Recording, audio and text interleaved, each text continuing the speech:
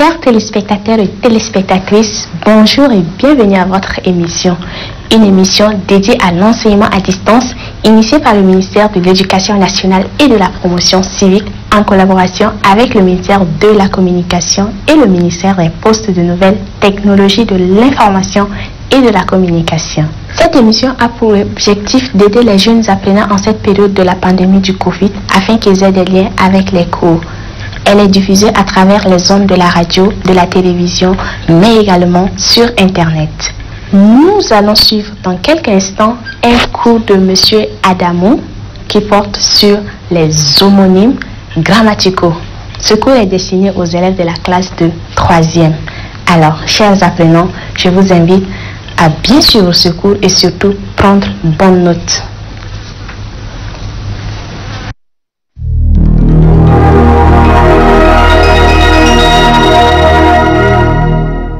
Bonjour chers élèves, nous avons notre séance de cours d'aujourd'hui qui porte sur l'orthographe. Le titre de notre leçon, c'est les homonymes grammaticaux. Les homonymes grammaticaux. Nous vous conseillons d'avoir de quoi écrire pour aller ensemble pour découvrir ce que nous allons faire. Et l'objectif de ce cours est d'identifier les différents homonymes dans un texte sans difficulté.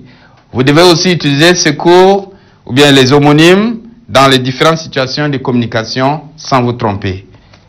Comme nous l'avions annoncé, notre séance de cours porte sur les homonymes grammaticaux.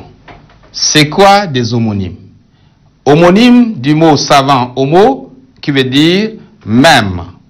Même, n'est-ce pas? Homo qui veut dire même. C'est pourquoi lorsque deux personnes s'appellent Mahamat, Mahamat il s'appelle homo. C'est le diminutif de mot homonyme. Mais nous sommes dans le cadre des homonymes grammaticaux. Et les homonymes grammaticaux ont différentes natures. Et ils se confondent quelquefois, mais avec des exceptions dans les prononciations et dans leur écriture, nous allons les identifier. Nous avons par exemple les homonymes temps. Temps, T apostrophe, E, N. Temps. Ici, sa classe grammaticale, c'est que nous avons le te plus en. C'est un groupe suivi d'un verbe. Par exemple, nous disons « Je t'en prie, rentre chez toi ». « Je t'en prie, rentre chez toi ». Vous voyez, le temps ici se prononce temps, mais ça s'écrit T apostrophe E N. Nous avons aussi le temps. Temps qui est un adverbe ou une locution de subordination. T A N T. Le temps T A N T. Il est suivi de temps, tant de, ou bien tant que. Nous avons tant que nous sommes là, les cours continuent, par exemple. Tant que nous sommes là, les cours continuent. Donc c'est le temps T A N T. Vous voyez, tant de. On a ici tant d'enfants sont rentrés. Tant d'enfants sont rentrés. À ce niveau, le temps, c'est toujours le temps T-A-N-T. Nous avons aussi le temps qui indique ce qu'on appelle la durée, la période. N'est-ce pas? Le temps T-E-M-P-S. C'est un nom commun. On peut le remplacer par période. On peut le remplacer par moment. Au temps de nos ancêtres, la vie était belle, par exemple. Au temps de nos ancêtres, la vie était belle. Donc, c'est ce temps avec T-E-M-P-S. Nous avons aussi d'autres homonymes grammaticaux, sans. Le sans, ici, c'est un pronom, le sans qui s'écrit S apostrophe E-N. Sans, S apostrophe E-N. Ici, il est, n'est-ce pas, le pronom ce plus le en. On peut le remplacer par ce, de, cela, n'est-ce pas? On dit, s'en est suivi la discussion. Ils ont fêté, après s'en est suivi la discussion. À ce niveau, le sans s'écrit S apostrophe E-N. Nous avons aussi le sans qui marque la négation, la privation. C'est une préposition ici. Nous avons sans ce travail, nous ne réussirons pas. Sans ce travail, nous ne réussirons pas. Vous voyez, le sans, c'est le S-A-N-S. Sans qui marque, qui indique la privation. N'est-ce pas? Il y a le sans, qui est le nom commun, il est précédé d'un déterminant. Ici, nous disons le sang, par exemple. Le sang a coulé. Le sang a coulé. C'est un nom commun. À ce niveau, c'est le sang S-A-N-G. S-A-N-G. Donc ici, sang, le sang a coulé. Donc le sang, il est précédé d'un déterminant. On a ici sang, qui s'écrit S-E-N-S. S-E-N-S. Ce sang ici, c'est le verbe sentir. Je sens une bonne odeur. Je sens une bonne odeur. Ici, le sang s'écrit S-E-N-S. Le sang aussi avec T. S-E-N-T. À ce niveau, c'est le verbe sentir toujours conjugué à la troisième personne du singulier. Le sang qui s'écrit avec C. E-N-T. C'est un adjectif numéral. On peut le remplacer par un autre adjectif numéral. 200, 300, à ce niveau, ça nous permet de compter. Donc, 100 personnes sont rentrées. 100, n'est-ce pas? 100 qui est 1, 2, 3 jusqu'à 100. Nous avons aussi des homonymes grammaticaux quand. Le quand ici, nous avons le quand qui est Q, U, apostrophe, E, N. Il est la combinaison de que plus EN.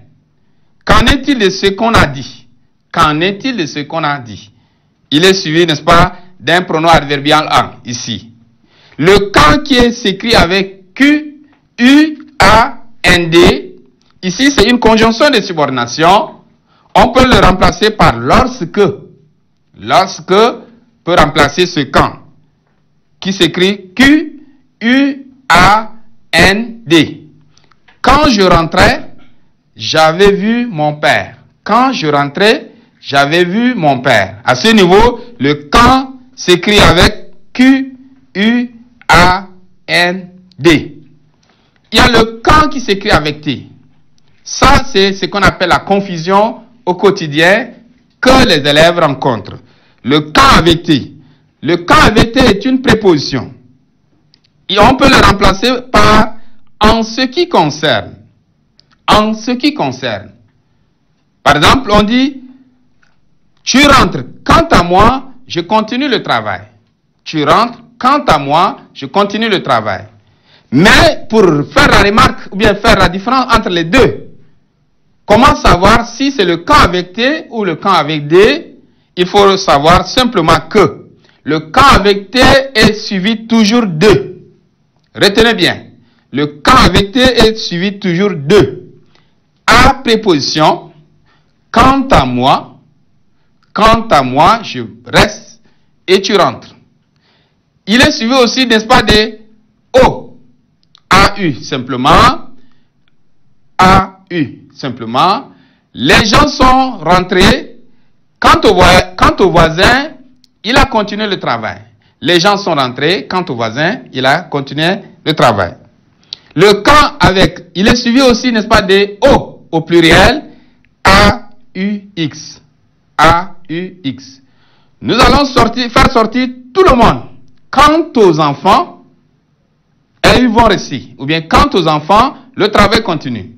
Donc, nous disons ici que le quand avec T s'écrit lorsqu'il est suivi, n'est-ce pas, des A prépositions, des O qui s'écrit A-U, des O qui s'écrit A-U-X. Il y a le ni.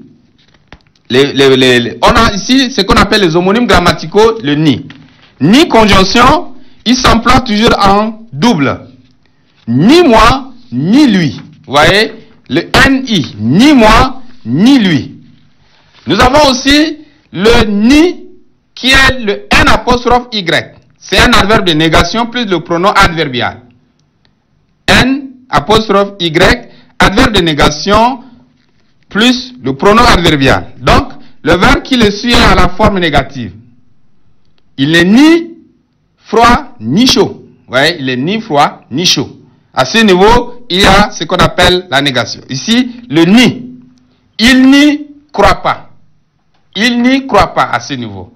nous rectifions ici, c'est qu'il n'y croit pas. Donc ici, il y a ce qu'on appelle la négation qui est là. Il y a le ni qui s'écrit N-I-E. C'est le verbe nier. C'est dire non à ce niveau. Je nie le fait que tu portes l'accusation sur moi.